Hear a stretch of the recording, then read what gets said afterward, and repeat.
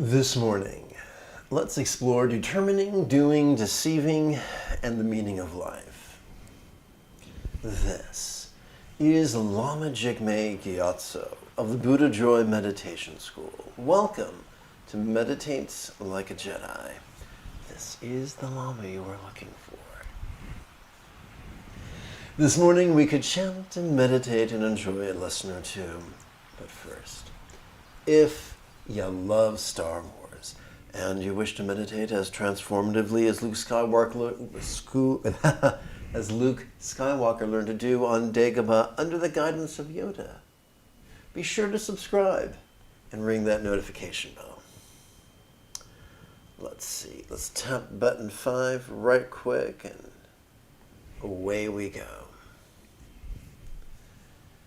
This morning, this morning we could explore determining, doing, deceiving, and the meaning of life, that you too could meditate like a Jedi. If at any point during this live stream you have a question, there is no need to be shy. Simply type your question in great detail in the chat window on the right-hand side of the screen. Unless, of course, you're watching a replay, then you can either type your question in the comment area below the video or perhaps using the Patreon page.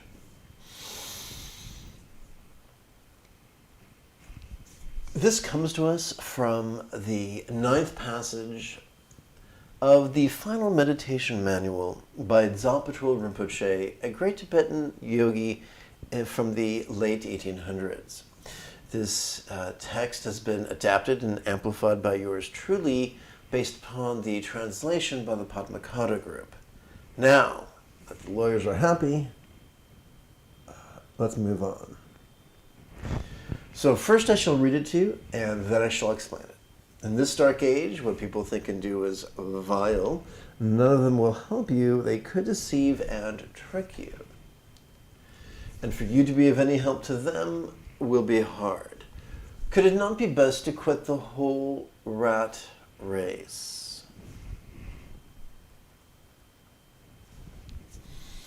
In this dark age, what people think and do is vile. So let's take a moment to, to revisit our artist's drawing of the brain.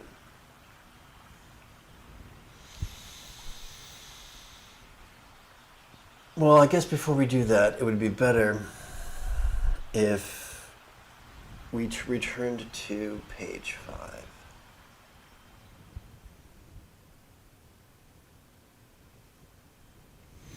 Okay, so 1, 2, 3, 4, and here we go. We can go through life defined by yang or defined by yin. Oh, here we go. Good morning, Lama Jigme. Does the Buddha talk about something today we could call synesthesia? So I forgot the definition of synesthesia. Would you please remind me of that? Now, meanwhile, if we go through life defined by yang, we will tend to be rigid, fearful, controlling, elitist, and competitive.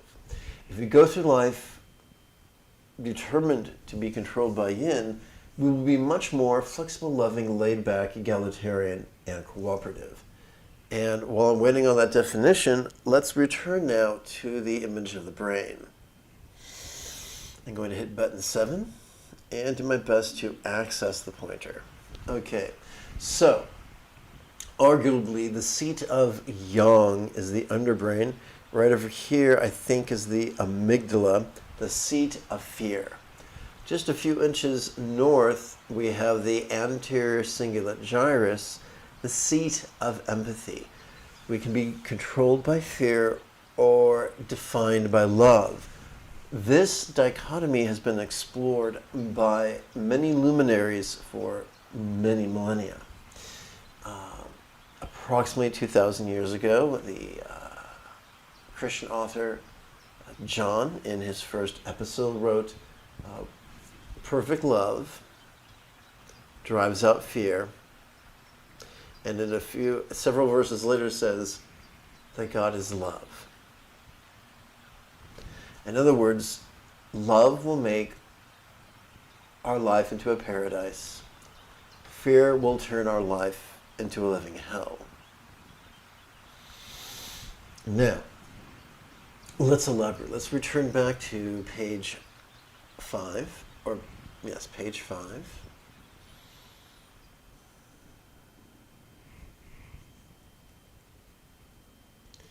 So, in this dark age, a dark age is any time when the majority of people, the majority of cultures, the majority of governments are focused on or structured by people living from young, encouraging people to live from young. None of them will help you. They could deceive and trick you. True morality does not come from a list of laws. It comes from love and empathy. True evilness simply comes from living from fear and hate and doing whatever it takes to get what you want when you want it for as long as you want it. And for you to be of any help to them will be hard. So this is important. When we read great books like the 81 chapters of the Tao Te Ching, we learn that the best we can do is help people indirectly. I've mentioned this a lot, but I really like it. A contemporary artist, I'm not sure what you would call him, a performance artist, I'm not sure, set up a display. He had a series of dominoes. The first was really teeny, like the size of an eraser, maybe smaller than that, like quarter the size of an eraser. And that he set that up to knock into a domino just a little bit bigger, and that knocked into a domino just a little bit bigger, and multiple iterations later, you had a domino the size of a door. And that little teeny tiny, ridiculously small domino eventually created a chain reaction that knocked over the enormous domino. The lesson we can take from that artist is that the little things we do can have a larger order effect. This is explained by poets and mathematicians in chaos theory, that a butterfly articulating its wings to dry them upon a bush in the sunlight in Beijing can set in motion a chain of events that results in the thunderstorm half a world away in Central Park. If we content ourselves to do the right thing for the right motivation, love, we can content ourselves with having an effect on the world around us. But it'll most likely be very subtle and indirect and anonymous. If we want glory and far-reaching change that happens immediately and dramatically, we're going to be disappointed. So we're going to do the right thing for the wrong reasons, or we're going to do the right thing for the right reasons. Let us stop doing the right thing for the wrong reasons and do it for the right reasons. Let us make love its own reward. And now the brilliant Dr. Darren's question. Synesthesia is when a sound evokes a strong visual image. Okay, this was explored in a Woody Allen movie with Kenneth Branagh and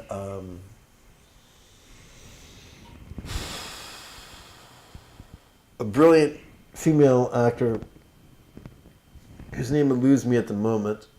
She was in Devil's Advocate. She was in Monster.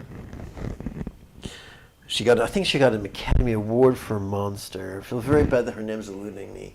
If you can remember her name, please let me know.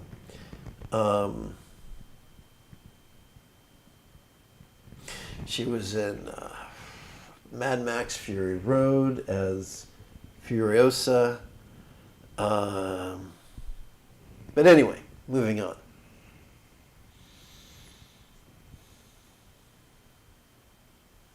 Since synesthesia is a relatively modern word,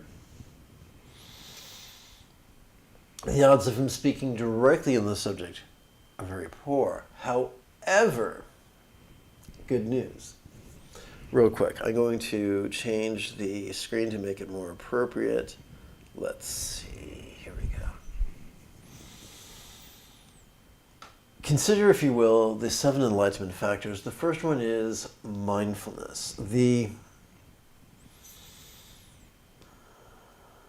6th one is tranquility. You put them together and what do you get? The 4th one is joy. The 3rd one is energy. So you have mindfulness, energy, joy, and relaxation, and you can rearrange those Scrabble tiles on the board of our spiritual practice and say, not everybody is neurotypical. Some of us are neurospicy. Or to put it the way one of my doctors did, your wires are crossed. For those of us with crossed wires, we have to remember that we are not protagonists in a Shakespearean epic. Our job is not to raise our fists to the sky and proclaim our misfortune in iambic pentameter.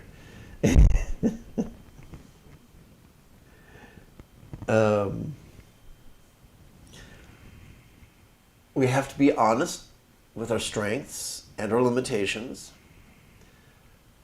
but we also have to let go of them. Fortunately, evolution took care of that for us.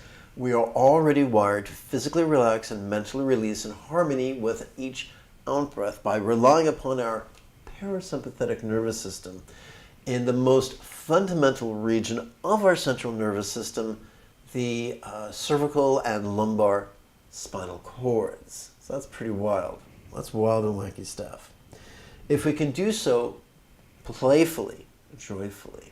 So playfully I would describe as the marriage of energy and joy. So if you could playfully work with the hand that fate or chance or mutation or evolution has dealt us, we can continue to apply the Buddha's teachings in a passive, gentle, playful, relaxed way.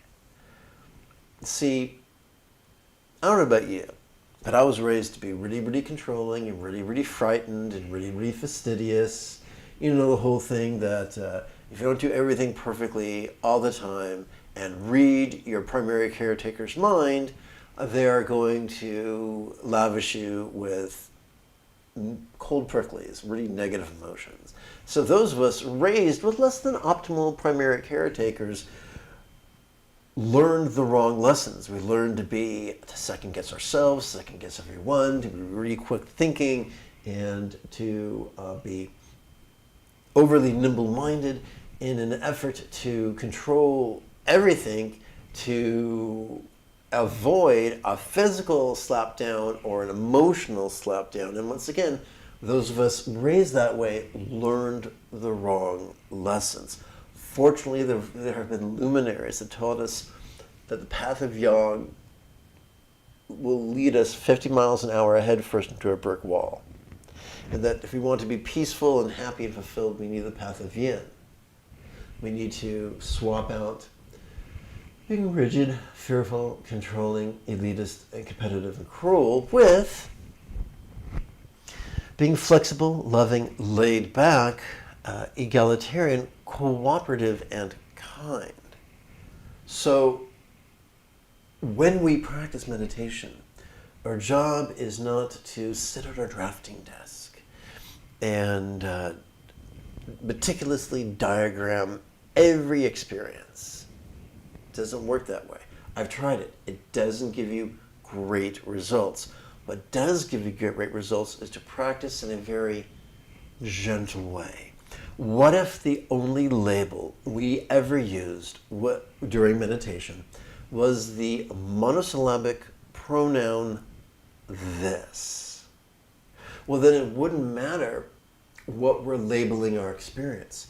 It wouldn't matter if we were labeling our experience, sensation, flavor, scent, sound, sight, or rutabaga. It wouldn't matter if we were labeling our experience as emotion, tension, reason, recall, or imagination, or Jehoshaphat. It wouldn't matter what we named it if we're working with the label this. So we have to remember that our prefrontal cortex is an excellent employee, but a terrible boss. If our prefrontal cortex is cooperating with our seat of empathy and the autonomic nervous system's fundamental ability to notice and relax, that's great. However, if our prefrontal cortex falls under the influence of bad companions and becomes joined to the hip with our amygdala region of our underbrain, then instead of becoming potentially wise, its destiny is dampened and limited to mere cleverness. And it might make you a very, very clever con man, or a very clever thief, or a very clever villain, or a very clever neurotic, but it will not make you wise, and it will not make you happy. There's nothing wrong with your prefrontal cortex. It's simply a tool, and it depends what we do with it. One of the benefits of passive meditation is that it helps us find the middle ground between the two toxic extremes of being scattered or being controlling. Now, if these two extremes were like mountains that were adjacent, where they meet would be a river valley. That's just how geography works. And this river valley would, at least sometimes of the year, have a river flowing through it because precipitation and snow melt off.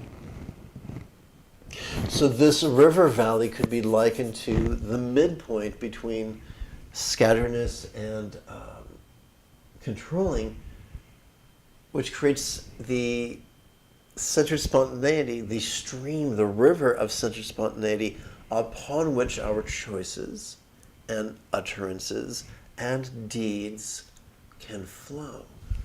That is the ideal way to benefit from our prefrontal cortex. That's one of the reasons it's so crucial to set aside at least 5, 10, 15, 20 minutes twice a day to meditate. It's the key to transforming from a neurotic to a sage. So let's wrap this up in a nice red bow. Okay, let's do this. That's less dangerous looking. Okay. The end run around synesthesia is taking a break from labeling our experience and just using the simple pronoun this.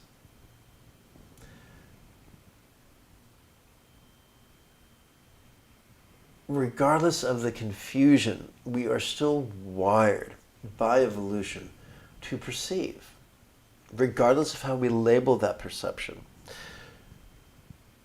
We are in greatest harmony with evolution. When our perceptions are vulnerable,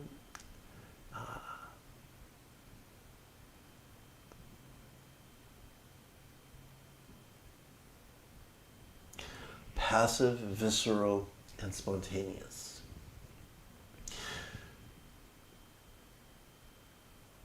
Our controlling tendencies and our prefrontal cortex are a bad team.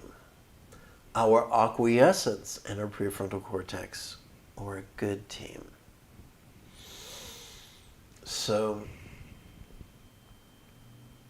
regardless of our external or internal turmoil caused by hardware or software or psychology or neurology, practice in the most consistent and visceral way, and you'll be able to navigate whatever vicissitudes evolution has thrown your way. I hope that makes sense, Dr. Darren.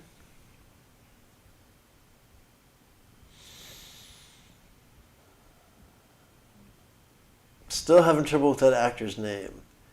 I think she won an Academy Award for Monster. Please look her up and get back to me on that. Okay, so now, it's 25 minutes after the hour. Before we start, before we chant and meditate, let's take 15 seconds for housekeeping.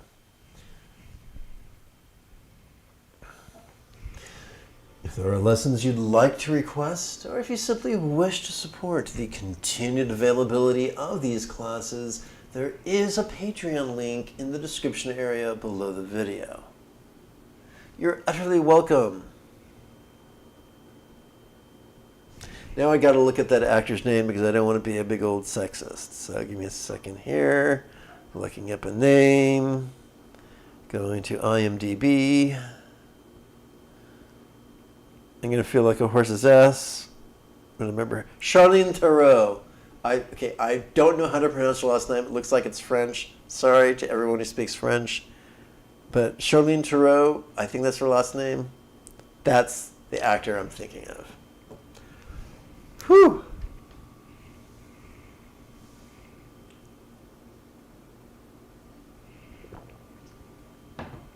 I don't know whether final consonant's pronounced in French or not. French is a mystery to me. I apologize to everyone who speaks French out there. Okay, here we go. I'm going to tap button 14. First I'm going to tap button 9. Whoops, wrong button. Okay, here we go.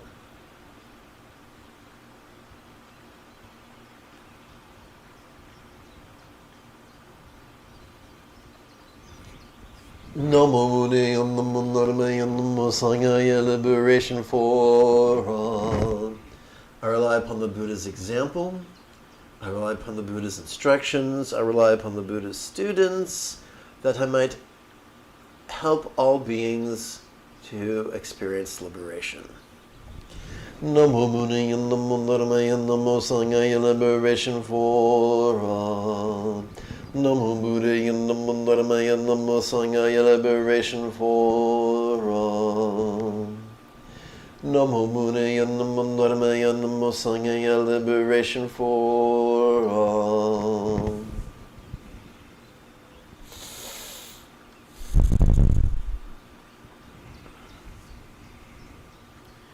1, 2, 3, 4, 5, 6, 7, 8, 9, 10. 1, 2, 3, 4, 5, 6. Okay, quick like a bunny. Let's switch to button 14 and access this morning's recitation. Let's recite my adaptation and amplification of the verses on the beneficial mind. So, quick like a bunny, I must do a quick edit. File, save as, here we go.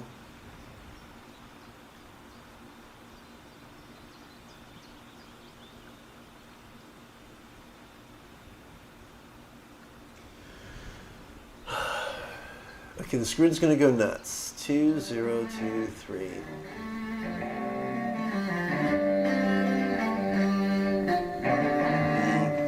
Oops. A, 0, 1. Carry. 23. Okay. 26th through 31st days. Bear with me. Okay, this is the 27th, Friday.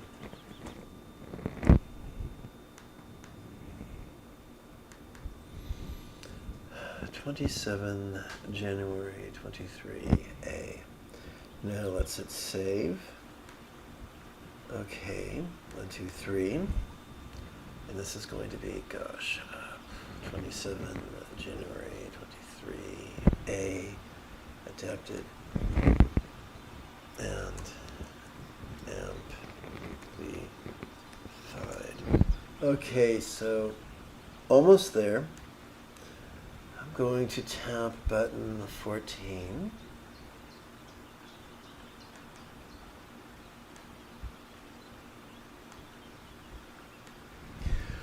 Phew.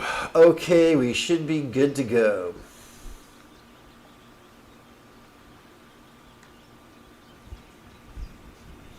This is by Chanting, forgive my pronunciation, the third Zen or Chan patriarch. When I first read this multiple decades ago, it blew my mind. Bear in mind, this is highly metaphorical. The great way is not difficult for those who have no preferences. When love and hate are both absent, everything becomes clear and undisguised. Make the smallest distinction, however, and heaven and earth are set infinitely apart. If you wish to see the truth and hold no opinion for or against anything, to set up what you like against what you dislike is the disease of the mind. You'll notice the chant is simple. It's all monotone except for the first syllable and the second to last syllable of every couplet or triplet. When the deep meaning of things is not understood, the mind's essential peace is disturbed to no avail. The way is perfect like vast space where nothing is lacking and nothing is in excess. Oops. Indeed, it is due to our choosing to accept or reject that we do not see the true nature of things. Live neither in the entanglements of outer things, nor in the inner feelings of emptiness. Be serene in the oneness of things, and such erroneous views will disappear by themselves. Explanation. This is a reference to the two truths described by the Buddhist philosopher Nagarjuna. So the first truth is perception, the second truth is release. Some people emphasize one over the other, but since they are correlated with our inhalations and exhalations, that's irrational. Trying just to inhale and never exhale will make you turn blue, tip over, wiggle funny, and frighten the dog. And nobody wants that. Just as it would be asinine to only inhale and never exhale, likewise, to only notice and never let go, or only let go and never notice, is a recipe for disaster. So we choose both. And there's a lesson there. We are open to the natural functions of our body, the inhales and the exhales, and all our brain does, and all our body experiences, the pleasures, the pains, the interest, the boredom, the external, the internal, the physical, the mental. We get to be open to all dichotomies. How do we do that? We notice them generically with the label this as we breathe in. We harmonize our will with our body's wiring to physically relax and mentally release every time we exhale. Making use of this natural circuitry will help us to have this same reaction to everything. If we have the same reaction of pleasure and pain, so if our reaction to pleasure is noticing and relaxing, and our reaction to pain is noticing and relaxing, then we'll be fine, and we will rapidly master the Buddhist path. However, if we ignore the lessons of the Four Noble Truths, and our reaction to pleasure is to reach and cling, and our reaction to pain is to shove and lament, we're going to be miserable. That doesn't mean we lie to ourselves about what we feel. That's also going to make us miserable. It means we we viscerally use the meditation techniques of our autonomic nervous system. Let's continue. When you try to stop activity to achieve passivity, your very effort fills you with activity. As long as you remain in one extreme or the other. Oopsie, let's try this again. Oh, the fun of editing, eh, kids? As long as you remain in one extreme or the other, you will never know oneness. Those who do not live in the single way fail in both activity and passivity, assertion and denial. To deny the reality of things is to miss the reality. To assert the emptiness of things is to miss the reality. The more you talk and think about it, the further astray you wander from the truth. I don't know if you're as geeky as me, but way back in the 90s, there was a show called The X-Files, and in every season they would have a comedic show. And one of those, I think it was Jose Chung's from Outer Space. A man dressed up as an alien is arrested, and he's smoking a cigarette, and all he's saying is, "This isn't happening, this isn't happening, this isn't happening, this isn't happening." Guess what, bucko? It's happening.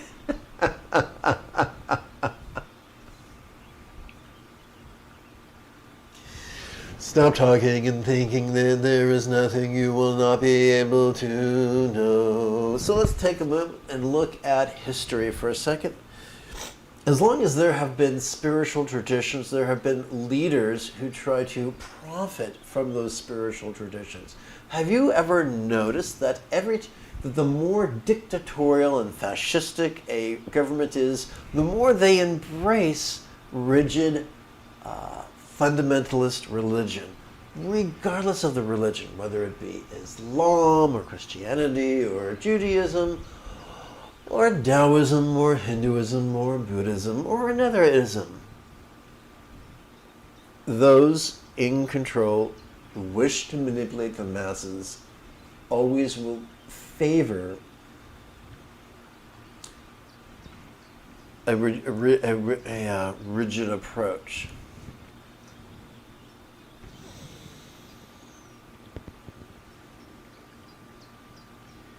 Those are the people who are going to be much easier to control and to manipulate. It's very difficult to manipulate someone who's all about making peace and letting go. Let's continue. To return to the root is to find the meaning, but to pursue appearances is to miss the source. At the moment of inner enlightenment, there is a going beyond appearance and emptiness. There's going beyond the dichotomy. The changes that appear to occur in the empty world, we call real only because of our ignorance. Do not search for the truth, only cease to cherish opinions. Do not remain in the dualistic state, avoid such pursuits carefully.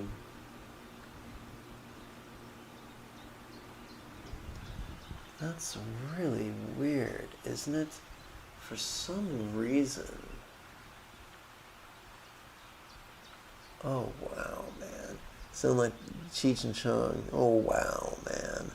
Let's see. Where is the camera?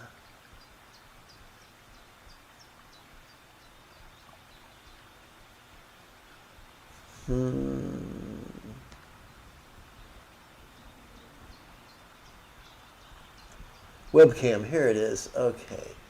So we're going to hit the up button. Let's see if that works. Uno, dos, tres, cuatro, cinco. There we go. Okay. Now I get to subject you to this thing I call a face.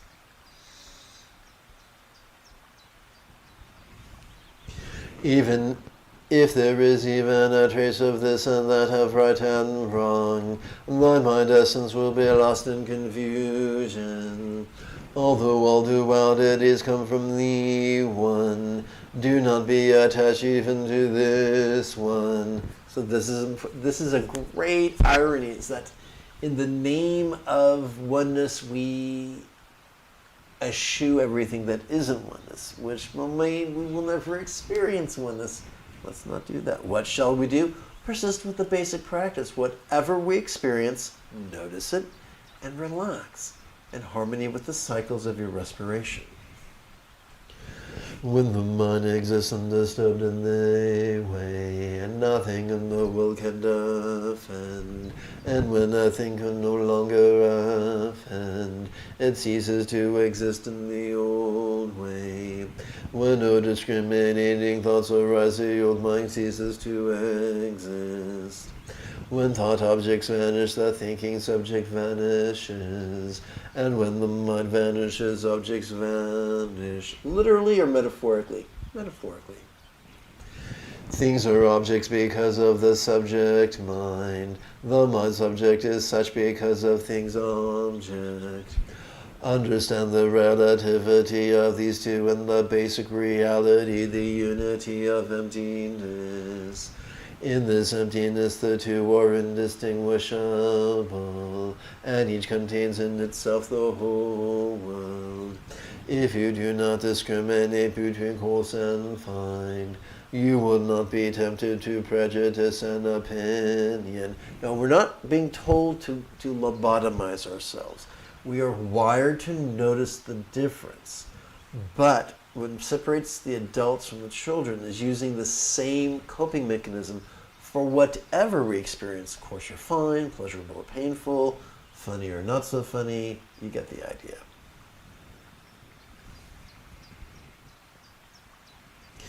To live in the great way is neither easy nor difficult, but those with limited views are fearful and irresolute.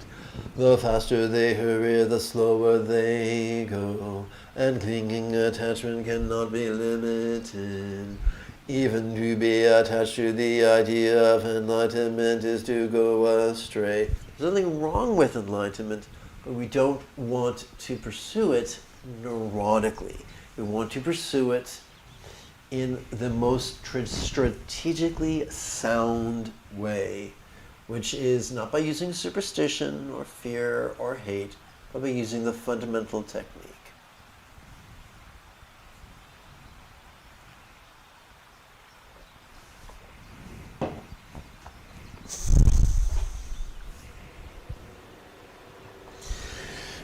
Just let things be in their own way, and there will be neither coming nor going.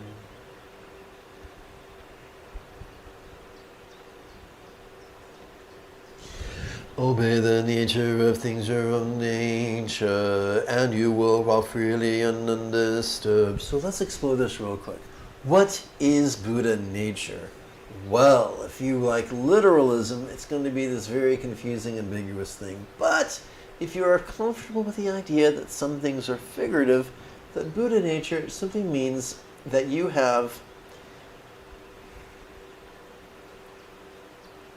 a sympathetic nervous system that can notice, an anterior cingulate gyrus that can love, and a parasympathetic nervous system that can let go. These three things are the tripod of your Buddha nature. As long as you have them and cooperate with them, then Buddha nature will be in control. If you do not cooperate with them, if you instead you live from the fearful amygdala and the clever prefrontal cortex, you will not realize your Buddha nature. Let's continue.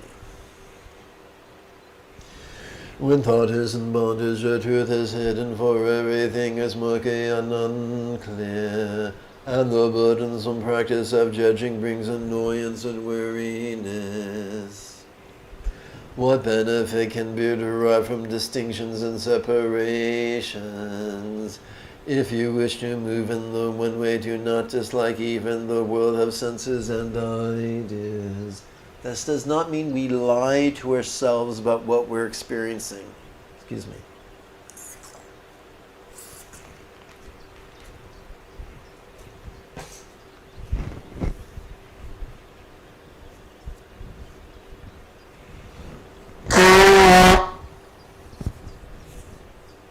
It doesn't mean that we lie to others about what we're experiencing. It means we're vulnerable to what we experience, but we use this universal antidote to everything that we experience. So we use the universal antidote when we're in pain, physically or emotionally. We use the exact same contemplations and meditations when we're making love, and we call that tantric sex. That's right. Imagine your favorite sexual favor that you like to perform. Imagine doing that while meditating. And now imagine receiving your favorite sexual favor, and while you're receiving it, you're meditating. Notice this, relaxing. You're not making it go away, you're making peace with it. You're making peace with pain, you're making peace with pleasure. Welcome to the path. Indeed, to accept them fully is identical with true enlightenment. The wise man strives to know goals, but the foolish man fetters himself. There is one dharma, not many distinctions arise from the clinging needs of the ignorant. To seek mind with the discriminating mind is the greatest of all mistakes. Our neurotic mind, when it lacks in wisdom, it makes up for it in raw enthusiasm, doesn't it? Rest and unrest derive from passion. With enlightenment there is no liking and disliking. All dualities come from ignorant inference. Remember, this is metaphoric. We feel what we feel, we're just not controlled by that. We move from centered spontaneity. A fringe benefit of our meditation is the centered spontaneity. When we move from centered spontaneity, our life works much better than if we move from neurosis or denial. It's been said that when under attack, a giraffe can decapitate a lion with a single kick. However, I've seen film of a giraffe in denial as it's being attacked by a pride of lions, and it did not end well for the giraffe. I do not ever recommend clapping your palms over your ears and reciting some such nonsense as everything is right, everything is fine, everything is a-okay. No. This is happening. I better flow from centered spontaneity.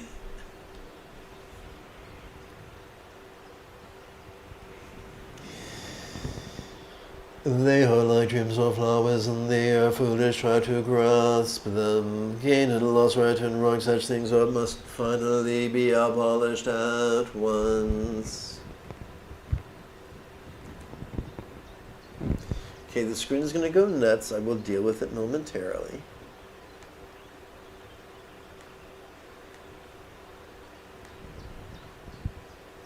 Oh, look at that.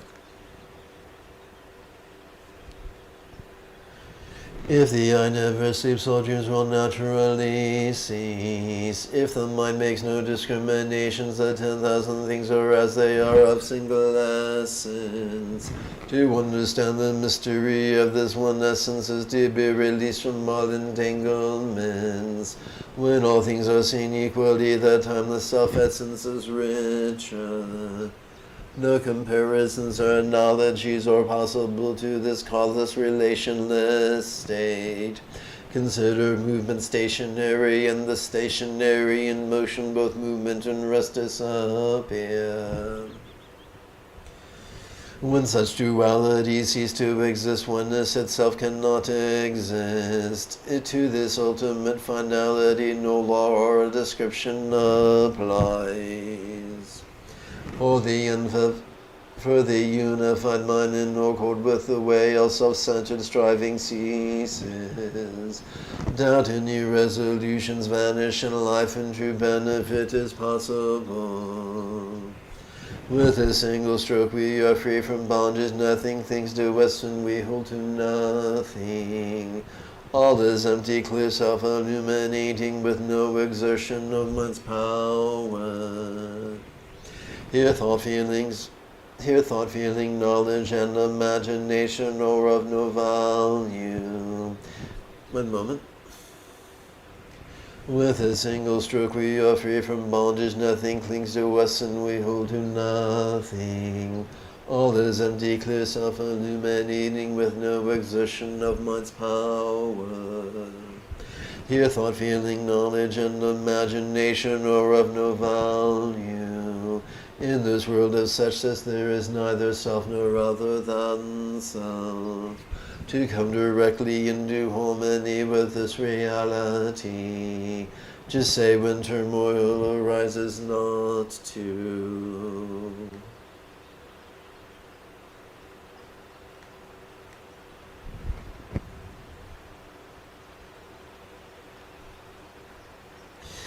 In this not to, nothing is separate, nothing is excluded. No matter when or where enlightened means entering this truth. And this truth is beyond extension or contraction in time or space. In it a single thought is 10,000 years. Emptiness or emptiness there, but the infinite universe stands always before your eyes. Wisdom does not negate mindfulness. Infinitely large and infinitely small, no difference. All definitions have vanished and no boundaries are seen. So too with being and non-being, do not waste time in doubts and arguments that have nothing to do with this. One thing, all things move among and intermingle without distinction. To live in this view is to be without anxiety about non-perfection. This is important. We live in a world which seeks to dupe the masses with tales, with myths of meritocracy. But there is no meritocracy. There is no fairness. There is no justice.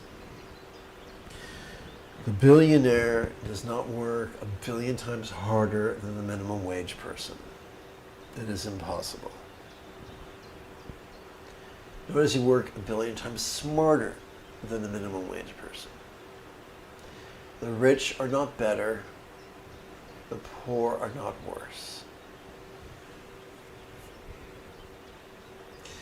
To live in this view is a road to non-duality, because the non-dual is one with the yielding mind. Words the way is beyond language, for in it there is no yesterday, tomorrow, no today.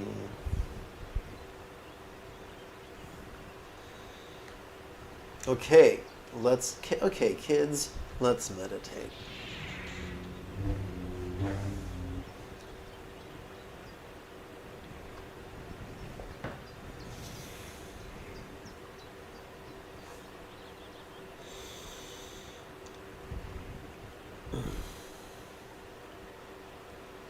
So, our primary meditation is notice this, relaxing.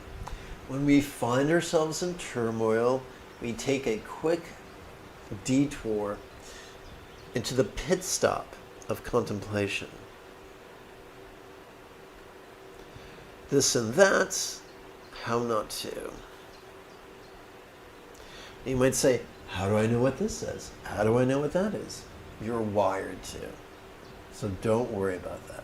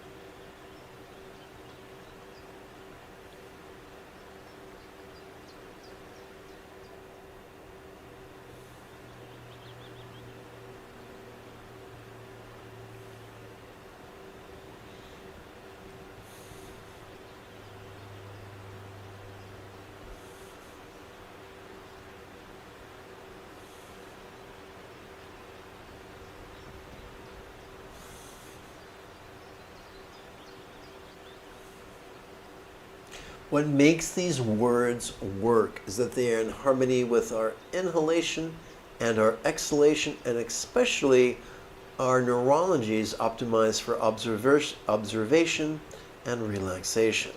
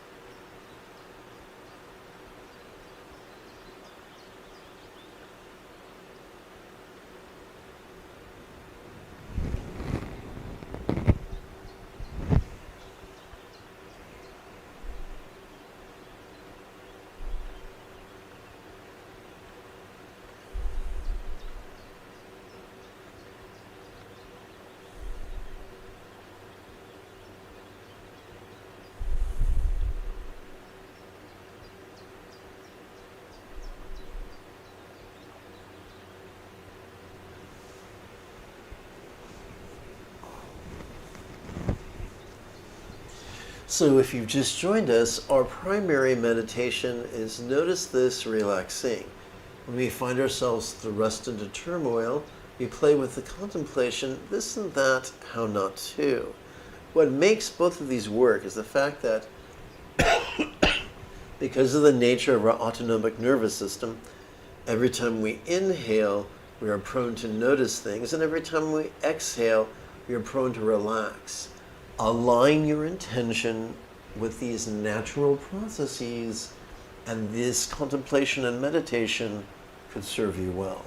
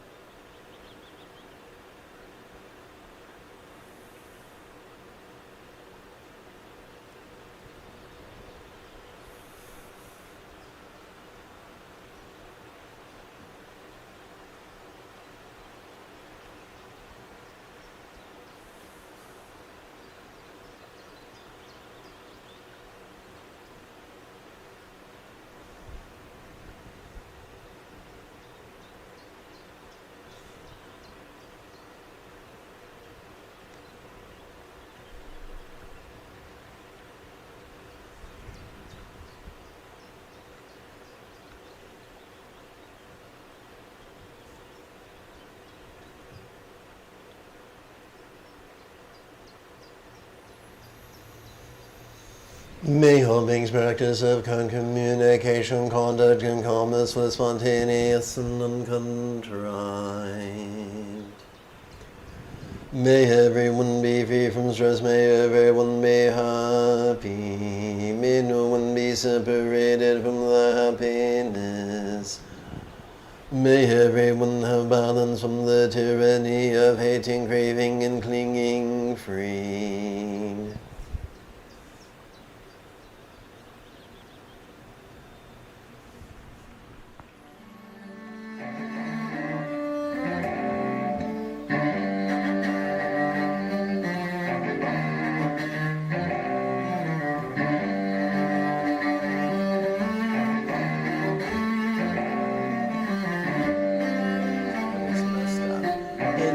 Approximately 10.5 hours, we could explore concentration, mindfulness, and meditation, as well as chant and meditate some more. Until then, may you and yours be happy and healthy. And if you are as geeky as me, this is the